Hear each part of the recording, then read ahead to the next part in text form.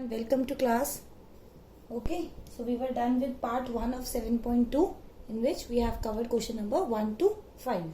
ठीक है, हमने क्या पढ़ा था? हमने सेक्शन फॉर्मूला पढ़ा था कि सेक्शन फॉर्मूला क्या करता है कि एक लाइन सेगमेंट है और एक पर्टिकुलर पॉइंट उसको कुछ रेशियो में डिवाइड कर रहा है, तो उस पॉइंट के कोऑर्डिनेट्स कैसे निकालने हैं. If coordinates are given then how can we find out the that very ratio. और कई बार होता है रेशियो भी गिवन नहीं है, कोऑर्डिनेट भी गिवन नहीं है, तो फिर वो कैसे उसको टैकल करना है ये हमने सब सीखा था. ठीक है, तो अब हम क्या कर रहे हैं, थोड़ा सा हाई लेवल ले रहे हैं उसका, तो वो हम पार्ट 2 में कवर करेंगे. फाइन, थोड़े से और अच्छे लेवल के क्वेश्चंस कर रहे हैं. जैसे कि हमारा क्वेश्चन नंबर है 6. इसमें क्या दे रखा है, इसमें हमें एक पैरेललोग्राम गिवन है. फाइन, हमें क्या गिवन है, हमें एक पैरेललोग्राम गिवन है ABCD. तो A क्या है 1,2, B क्या है 4,y, C क्या है x,6 एंड D इज 3,5. ठीक है, ये 4 कोऑर्डिनेट्स हैं हमारे, इस हिसाब से करने हैं. ये है पैरेललोग्राम. तो पैरेललोग्राम के लिए आपको बहुत ज्यादा जरूरत है कि आपको पैरेललोग्राम की प्रॉपर्टीज पढ़नी चाहिए, वो मतलब आपको आनी चाहिए, तभी आप उसको अप्लाई कर सकते हो. ठीक है, जैसे पैरेललोग्राम के हमारे पास कितनी प्रॉपर्टीज होती हैं, हमारे पास प्रॉपर्टीज होती हैं कि ऑपोजिट साइड्स जो होती हैं वो इक्वल होती हैं, ऑपोजिट साइड्स जो होती हैं वो पैरेलल होती हैं. ठीक है, डायगोनल्स जो होते हैं वो एक दूसरे को बाइसेक्ट करते हैं, ऑपोजिट एंगल्स जो होते हैं वो इक्वल होते हैं. ठीक है, अब तुम सोचो इसमें तुम क्या यूज कर सकते हो. देखो पैरेलल का तो कोई कंसेप्ट ही नहीं है यहाँ पर, तो छोड़ो. तो एक तो ऑपोजिट साइड्स इक्वल है, इसको यूज कर सकते हो. दूसरा, डायगोनल्स एक दूसरे को बाइसेक्ट करते हैं, हाँ यूज कर सकते हैं. बाइसेक्ट करने का क्या मतलब हो गया, जैसे कि अगर ये पॉइंट O है तो ये वाला पार्ट इसके इक्वल, ये वाला पार्ट इसके इक्वल, हाँ बाइसेक्शन यूज कर सकते हैं. सेक्शन फॉर्मूला लगा के 1:1 कर सकते हैं, तो बाइसेक्शन यूज कर सकते हैं. ऑपोजिट एंगल्स इक्वल है, इसका भी हमारा कोई पर्टिकुलर एप्लीकेशन कोऑर्डिनेट ज्योमेट्री में नहीं है. तो हम क्या कर सकते हैं, हम ये 2 चीजें यूज कर सकते हैं. अगर साइड्स वाला यूज करेंगे so we have to go for the distance formula, और अगर बाइसेक्शन वाला यूज करेंगे तो सेक्शन फॉर्मूले पे आते हैं. अब मुझे पर्सनली क्या होता है कि डिस्टेंस फॉर्मूला थोड़ा सा लेंथी लगता है. ठीक है, उसमें क्या होता है अंडर रूट है, सॉल्व करो ये वो, और कभी भी तुम एक फॉर्मूले पे नहीं चल सकते, 2-3 फॉर्मूले लगाने पड़ेंगे. जैसे अगर कुछ निकालना है तो इन दोनों को इक्वेट करो, इन दोनों को इक्वेट करो, ऐसा करके है. सेक्शन फॉर्मूला में थोड़ा सा ये सब नहीं होता. सेक्शन फॉर्मूला क्या होता है, कंपैरेटिवली सॉर्टेड है. तो मैं क्या कर रही हूँ, मैं पहले सेक्शन फॉर्मूला लगा रही हूँ. कैसे करा, पहले मैं AC डायगोनल को यूज कर रही हूँ. AC ये हो गया 1,2. देखो मैंने आपको पहले भी बताया था, for better understanding go for the सब फिगर. ठीक है, जब आपको बहुत ज्यादा मुश्किल, अब देखो उसमें है, अगर मैं O के भी कोऑर्डिनेट्स लिख दूंगी तो मैसी हो जाएगा. क्यों मैसी कर रहे हो, आराम से थोड़ा सा चीजों को एक सब फिगर बना लो. ठीक है, देखो इससे आपके अच्छे मार्क्स आएंगे, तो प्लीज इन सब चीजों को करना सीखो. ठीक है, अब ये OA और OC इक्वल है, तो यहीं पे लिख दो 1:1. तो यहाँ पे लिखो as OA is equal to OC, therefore M1:M2 is equal to 1:1. ठीक है, करो अप्लाई करो. तो A क्या हो जाएगा, आगे का रेशियो पीछे का नंबर, पीछे का रेशियो आगे का नंबर, अपॉन में 1 + 1 2. और B की वैल्यू क्या आ गई, ठीक है विजिबल है ना यहाँ पर, B की वैल्यू क्या आ गई, आगे का रेशियो पीछे का नंबर, पीछे का रेशियो आगे का नंबर, अपॉन में दिस. तो ये आ जाएगा 4. इसको तो यही लिखना पड़ेगा. बेसिकली मेरे पास A,1 के कोऑर्डिनेट्स आ गए, x + 1/2 और ये 4. ये हो गया. अब क्या करो, एक सब फिगर और बना लो. कौन सी सब फिगर बना ली, BD डायगोनल की बना लो. ये D है, ये B है. D क्या है 3,5, ये क्या है 4,y, ये क्या है O, ये है 1:1, और O तो O ही है, तो इसको तो A, B ले सकते हो तुम. तो दोबारा अब लिखो, A कैसे निकालोगे, A निकाल लिया, आगे का रेशियो पीछे का नंबर, पीछे का रेशियो आगे का नंबर, अपॉन में 2. तो ये क्या आ गया 7/2. और B क्या हो गया, आगे का रेशियो पीछे का नंबर, पीछे का रेशियो आगे का नंबर अपॉन में 2, ये आ गया। ठीक है, अब ध्यान से देखो, ये दोनों ही वैल्यू एक ही है। ठीक है, तो बाय कंपेयरिंग ए की दोनों वैल्यूज को कंपेयर करो। 7/2 is equal to X plus 1 upon में 2, 2 से 2 कैंसिल, प्लस का 1 उधर जाके माइनस का 1, 6। और ऐसे y की दोनों वैल्यू को कंपेयर करो। 4 is equal to Y plus 5 upon में 2, तो क्रॉस मल्टीप्लाई, तो 8 माइनस 5 इज 3, तो y की वैल्यू क्या आ गई 3। ले लो, अब इसको 6,3 की फॉर्म में मत लिख देना, सॉरी फॉर बोर्ड। ठीक है, इसको 6,3 की फॉर्म में मत लिख देना। x और y जो है ये अलग अलग कोऑर्डिनेट्स हैं। y इसका ऑर्डिनेट है और x सी पॉइंट का एब्सीसा है, तो इसको 6,3 मत लिखना, गलत हो जाएगा। ठीक है, बहुत सिंपल सा क्वेश्चन था, मैंने सिर्फ क्या करा, ए सी। ठीक है, एक बार में आपको पूरा नहीं दिख रहा होगा, आई गेस थोड़ा बोर्ड का इशू है। फाइन, ए सी से पहले ए बी के कोऑर्डिनेट्स निकाले, फिर बी डी से, फिर कंपैरिजन। ठीक है, सब फिगर बना बना के काम करो। मैंने थोड़ा ये भी ध्यान रखा, ए सी थोड़ा ऐसे इंक्लाइंड है तो मैंने ऐसे बनाया, बी डी ऐसे इंक्लाइंड है तो ऐसे बनाया। ठीक है, ये भी आपको बताया है कि पैरेललोग्राम की कौन कौन सी प्रॉपर्टीज होती हैं और उसमें से किस किस का एप्लीकेशन हम इस क्वेश्चन में मिल सकता है। ठीक है, तो आई होप ये ढंग से क्लियर हो गया होगा। चलो नेक्स्ट क्वेश्चन करके देखते हैं। नेक्स्ट क्वेश्चन क्या है? नेक्स्ट क्वेश्चन बहुत सिंपल है, आप लोगों से खुद से ही हो जाएगा। तो जब तक मैं फिगर बनाती हूँ आप लोग खुद करके देखो। ठीक है, pause the video and apply it by yourself. तो इसमें क्या है, find the coordinates of the point A where A B is the diameter of a circle whose centre is this.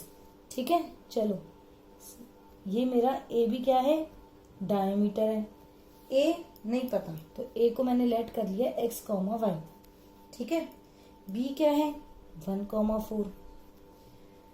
इसका जो सेंटर है, डायमीटर का जो सेंटर है ओ, वो क्या है 2,-3।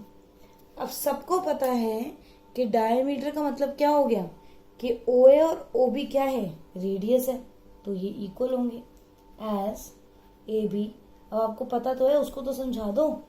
Diameter of a circle, A B क्या है, डायमीटर है सर्कल का, तो ब्लर हो रहा है क्या, तो जो ओ ए है और ओ बी है वो क्या है, radii of a circle. Radii of a circle है तो ओ ए और ओ बी क्या होंगे, इक्वल होंगे। अब आपके पास दो तरीके हैं, या तो सेक्शन फॉर्मूला या फिर डिस्टेंस फॉर्मूला। ठीक है, डिस्टेंस फॉर्मूला से करोगे तो क्या आएगा, एक्स वाई में रिलेशन आएगा। ठीक है, ध्यान रखना, अगर डिस्टेंस फॉर्मूला करोगे, मैं अलग से लिख देती हूं, ध्यान रखो, डिस्टेंस फॉर्मूला लगाओगे तो एक्स और वाई में रिलेशन आएगा, और अगर सेक्शन फॉर्मूला लगाओगे तो एक्स और वाई की वैल्यूज आएंगी। अब देखो तुम्हें क्या निकालना है, इसको नोट करके रखो। अब देखो निकालना क्या है तुम्हें फाइंड द कोऑर्डिनेट्स, मतलब एक्स और वाई की वैल्यू निकालनी है। तो तुम कौन सा वाला लगाओगे, सेक्शन फॉर्मूला लगाओगे। कैसे करोगे, सेक्शन फॉर्मूला कैसे लगता है, ये हो गया 1:1। अब देखो हम निकालते क्या है, हम ये वाला जो पॉइंट होता है जो उसको डिवाइड कर रहा होता है उसके कोऑर्डिनेट्स निकालते हैं। तो उसके कोऑर्डिनेट्स कैसे निकालेंगे, 2 को लिखो यहाँ पर, आगे का रेशियो पीछे का नंबर, प्लस पीछे का रेशियो और आगे का नंबर, अपॉन में 1 + 1 2, क्रॉस मल्टीप्लाई, तो 4 - 1 3, एक्स की वैल्यू क्या आई 3। ठीक है, y के लिए -3 को लिखो यहाँ पर, आगे का रेशियो पीछे का नंबर, पीछे का रेशियो आगे का नंबर। ठीक है, ये क्या हो गया, -6 और -4, -10। ठीक है, मैं बार बार हर क्वेश्चन में तुम लोगों को ये लाइन बोल रही हूँ, आगे का रेशियो पीछे का नंबर, ये सब, ये प्लीज ये सिर्फ तुम्हारे लिए है, ये मेरे लिए नहीं है। मैं तो बिना बोले भी कर लूंगी, लेकिन तुम लोगों से नहीं हो पाएगा क्वेश्चन, इसलिए तुम्हारे बेटर अंडरस्टैंडिंग के लिए, ताकि तुम्हारे एरर्स कम हो, that's why I am using all these tricks. So please do follow these things. Fine, अपने मन में बोला करो ये चीज, आगे का रेशियो पीछे का नंबर, पीछे का रेशियो आगे का नंबर, अपॉन में सम ऑफ रेशियोज। तो इससे तुम्हारे लिए बढ़िया है, इस चीज का ध्यान रखना, ये इंपॉर्टेंट नोट है। ठीक है, हो गया, आसान क्वेश्चन था, बस थोड़ा सा क्या होता है, देखो अभी तो क्या है, तुम्हारे पास एक एक्सरसाइज है, तुम्हें पता है सेक्शन फॉर्मूला की एक्सरसाइज है, तो तुम क्या करोगे, आराम से कर लोगे। जब पेपर में मिक्स होके आते हैं क्वेश्चन, क्योंकि उसमें तो सारे चैप्टर्स भी मिक्स हो जाएंगे, उस टाइम पे बहुत दिक्कत आती है। इसीलिए मैं तुम्हें ये सब बता रही हूँ कि कब सेक्शन फॉर्मूला लगाना है, कब डिस्टेंस फॉर्मूला लगाना है, कब तुम्हारे पास चॉइस है कि तुम कुछ भी लगा सकते हो। तो इस चीज का थोड़ा सा ध्यान रखो। ठीक है, चलो अब नेक्स्ट क्वेश्चन पे आ जाओ। उसने बोला है ए और बी दो पॉइंट्स हैं, you have to find the coordinates of P. जैसे उसने बोला you have to find the coordinates of P, तो इसको लिख लो एक्स कॉमा वाई। ठीक है, अब देखो चीज क्या है, अब चीज है ये कि उसने हमें जो गिवन इंफॉर्मेशन दी है वो क्या दी है कि जो मेरा एपी है वो 3/7 ऑफ ए बी है, ये उसने मुझे गिवन में दिया। ठीक है, अब कई बच्चे जल्दबाजी में क्या करेंगे, इसको 3:7 से आंसर निकाल देंगे। नहीं, वो कह रहा है जो मेरा एपी है वो पूरे ए बी का 3/7 है, और मुझे क्या चाहिए, तो ये बेसिकली रेशियो किसकी है, ये एपी अपॉन ए बी का रेशियो है, लेकिन मुझे क्या चाहिए, मुझे एपी अपॉन पीबी का रेशियो चाहिए। तो उसके लिए मैं क्या करूं, उसके लिए पहले मुझे